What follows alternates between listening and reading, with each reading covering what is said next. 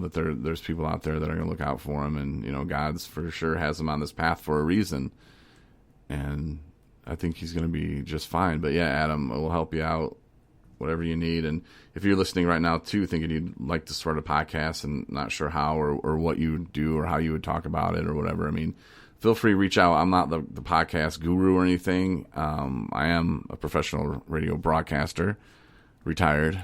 I was in radio for 20 years, so I know a little bit about a couple things. But yeah, if you need any help or, you know, just want advice or just a plug, man, just let me know and we'll hook you up. And not like a plug, like a drug dealer, but like, you know, like give a shout out. Like Adams, he said it was going to be Blind Cow Recovery, and then it was going to be the Brothers Podcast. I think that's what he said. Mm-hmm. His last name, Brothers, which I thought was pretty cool. No, that's awesome. Brothers in Recovery, maybe. I know Adam, and he's a really good guy and really smart guy. And just from what I had heard is that he's got a lot of great ideas, and he's a perfect example of what being in recovery can present to you. I mean, the fact that he's brainstorming and, you know, has all these ideas and, you know, he's following through with his, you know, mental health, and that he's looking out for him in his recovery. And also, like you were saying, he ran into a big bump in the road as far as, you know, his personal life goes, and he's dealing with it. Mm-hmm. He's dealing with it. He's not letting it get him down. He's not drinking over it. And that right there shows huge amount of growth. Mm-hmm. Because I bet if you asked him a year ago today if that would have happened to him, we'd get a whole different story. We'd have a whole different Adam to talk to. So for that, I'm proud as well. And you know, shoot high, man, because it sounds like you have like a ton of great ideas, and dream big, because stuff can happen. And these promises, you know, you're a prime example that they do come true. And it's also too that perfect example that life is not all roses and lollipops and rainbows when you get sober. Mm-mm. You know, shit comes back up into your life that you thought you never have to deal with again, or that doesn't happen because, you know, I'm sober now and I'm not supposed to have bad things happen to me. That's not the case. You know, even if it has nothing to do with your part of anything, stuff will still come up, and you just have to handle it and deal with it. And Adam did that and is doing that, and that's awesome. So shout out to Adam. Yeah, I like hearing stories like that. And the ideas he had were great.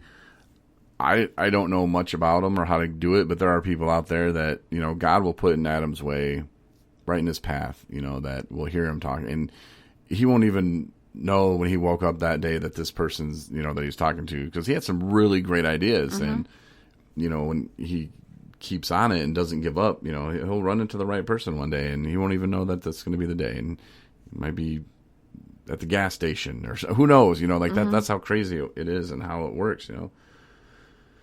God will put a baby in your life sometimes, you know, and it's like, hey, you know, what? Huh? Oh, okay, I'll go this way. And like I was telling Adam too, like God had kind of yanked me off. Wait, hold on, let me say that again, because I didn't.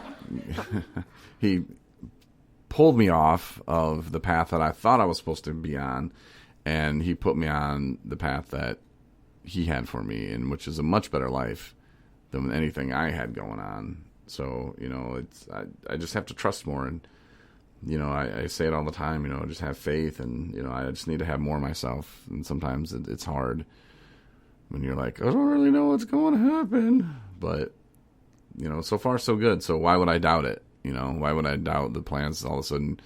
And I'm the only one, you know, I'm the one driving the car now. You know, like, either I keep going up this hill. I don't know what's on the other side of it, but I know what's at the bottom of this hill, you know, like I really don't want to go back there. So let's just keep going, you know, and yeah, it's going to take a while to get to the top, but you know, I don't even know if I'll ever get there. You know, I think I'm just going to keep going just up this hill. Isn't that what life is though? I think so. Maybe. And then once I build that time machine. Please don't. Well, because, all right. Let's just talk about the movie. All right. So there's a movie that I was listening to, the best radio station on the earth, 1310 The Ticket. out of Dallas sports station, but they talk about other stuff. That's why I love them. But Corby was talking about he must have had like an endorsement deal with Hulu, and because he's bringing up this movie, and I went and looked for Andy Samberg, and I couldn't find any movie. I didn't know what he was talking about until I came across it. Then it was on Hulu, and they were promoting it. So I'm like, oh, must have been a endorsement that Corby was doing. But he was talking about the movie and how it was like Groundhog Day, but with a little bit more twist involved because there's two other people that are stuck in this loop with them, and that made it a lot more interesting. I mean, they can't just make Groundhog Day 2 unless they're going to call it Groundhog Day. And this is called Palm Springs, by the way, and it's only available on Hulu. So we got that free trial, and we watched it, and it was okay. It was some funny parts. Made me think about life a lot, though. Like, man, would that be nice to see your kids the same age every day and to kind of know what was going to happen like through the day? I think that would get kind of old. Absolutely not. That would be awful. Oh, I would not. I mean, no way. Like, that's what you. I mean, that's the thing too about the Groundhog Day concept of this movie, and also the original, is that why people like will go insane because you never get any, there's no consequences, there's no growth, there's no, only within that one day is there the repercussions, and then the next day it all starts over, and it doesn't matter what you do, like you never get to actually, move forward. But I can't even imagine like not being able to, see your kids graduate like that. They say that in the movie. The guy says, I'll never be able to walk my daughter down the aisle and see my kids grow up. And, that'd be so sad. And he's going to see, his wife go. Never see his, he's going to be stuck in the same day I couldn't do it. His wife never gets old. Yeah. You can never make babies. Well, I mean, you could try making them. Right. Which, but yeah, that would be kind of not good. And part of that is kind of welcoming death almost. The death is obviously a part of life. And, like they say with vampire movies, like it would suck, to live that long when they're just like, we want to die, let me suck your blood, or whatever they say. I think maybe it's not like that at all. I don't watch many vampire movies, but I'm surprised. Yeah.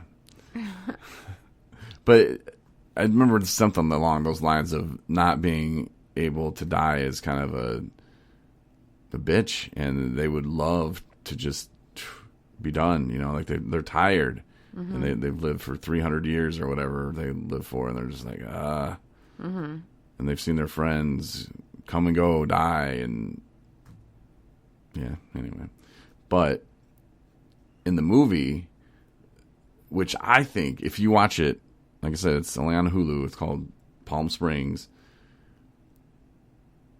At the end, there's something that happens, and I'm thinking it's a parallel universe, but we still got some questions here because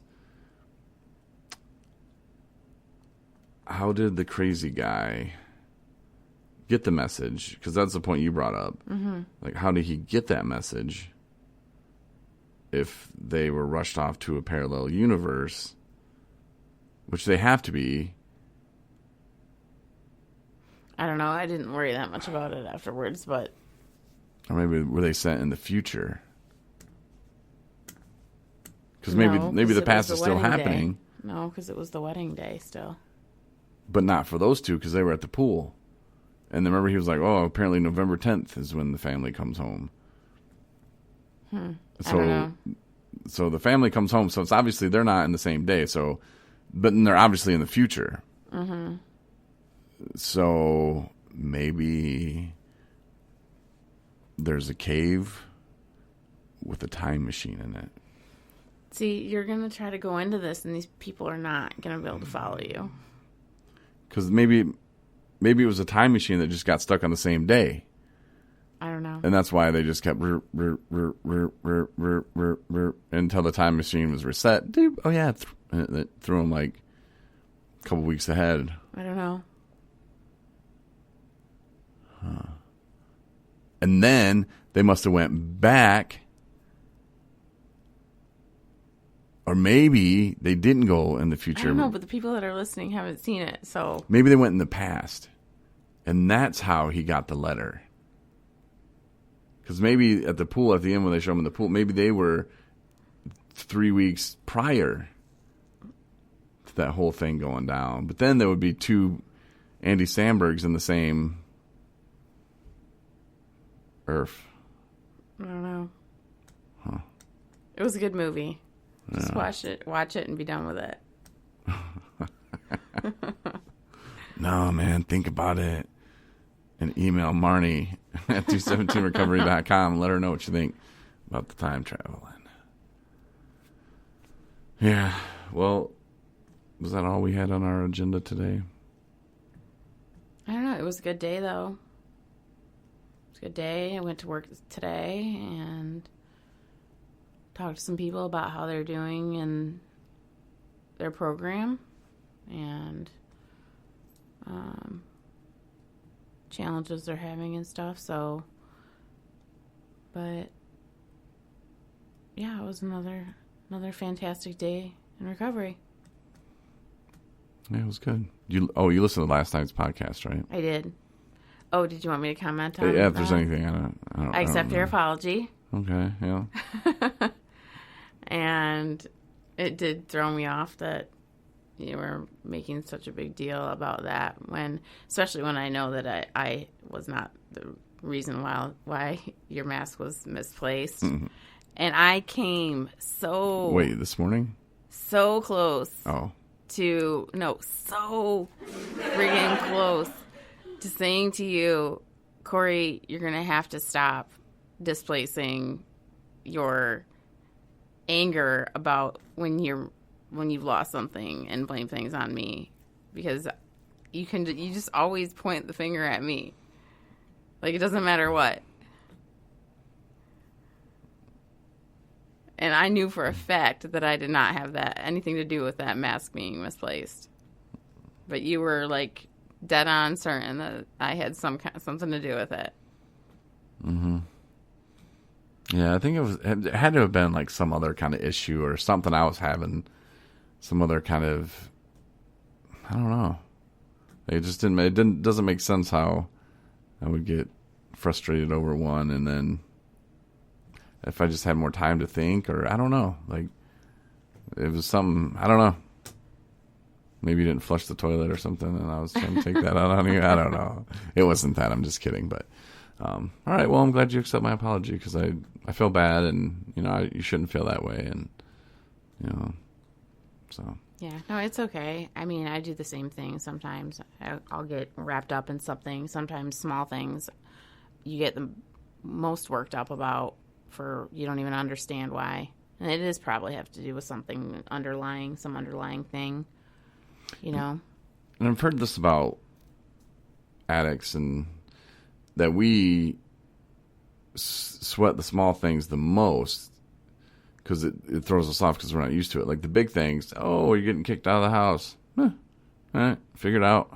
Where most people who aren't addicts would be like, oh my God, I'm getting kicked out of the house. What am I going to do? Or we're like, okay. I'm going to deal with it. Dealt with worse. And when it's the little things, I don't know, something that we're just like, what? Huh? And I've heard that before, that, we have a really hard time with the small things. And the big things, Yeah. And I think maybe on that same note, like when you were basically making the implication out loud that it was my fault that this thing was gone or misplaced or in the trash or wherever you thought it was, that it was all came on to me. I got angry because back in the day, I would have taken blame for that in a heartbeat. Because I was like, I probably sure as shit threw it out because that's something I would do. And don't even bother asking me if I remember where I put it. But now it's like I'm coherent and I know for a fact that, that's not something. I mean, I still make mistakes, don't get me wrong, but I was like 99% sure that I definitely had nothing to do with its disappearance. But you were very adamant about the fact that It was, I had some sort Oh, of, you must have threw it away. yeah. But you said it in such a snarky way that I was like, wanted to